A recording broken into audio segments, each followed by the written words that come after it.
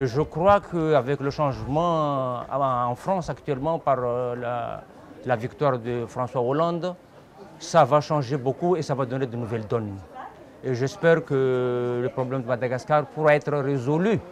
parce que la SADC et l'Union européenne qui est toujours avec la France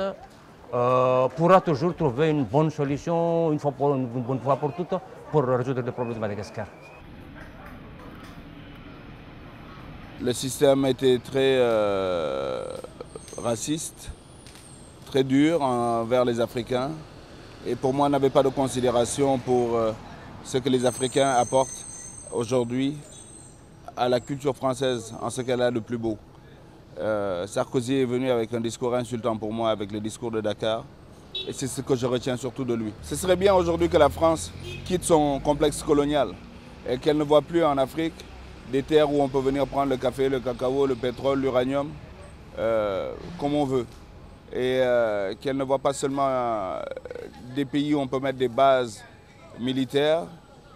sans pour autant que les populations profitent de la manne de leur propre richesse. Je crois qu'avec la venue d'un président qui, lui, ne voudrait plus cautionner le partenarialisme qui a toujours caractérisé les relations entre la France et l'Afrique, et qui, lui, souhaite aujourd'hui des relations de respect réciproque entre les États souverains, en tenant bien sûr compte de la vérité des urnes telle que souhaitée par le peuple congolais.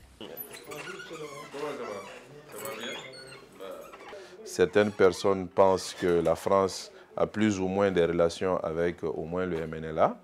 Et donc je pense que ce changement-là pourra être de nature à avoir une attitude, je dirais, nouvelle, neuve, de construction, qui ne soit pas impactée par le passé. Il est souhaitable que nos voisins, il est souhaitable que nos organisations régionales et continentales, il est souhaitable que les puissances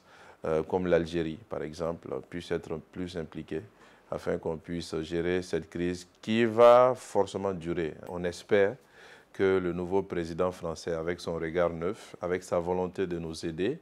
et qu'il n'ait pas été impliqué à tout ce qui s'est passé ces 2-3 dernières années par rapport aux actions de la France dans le Maghreb et en Afrique, pourra nous accompagner de manière objective, de manière réaliste, afin qu'on puisse trouver une solution à ces questions-là.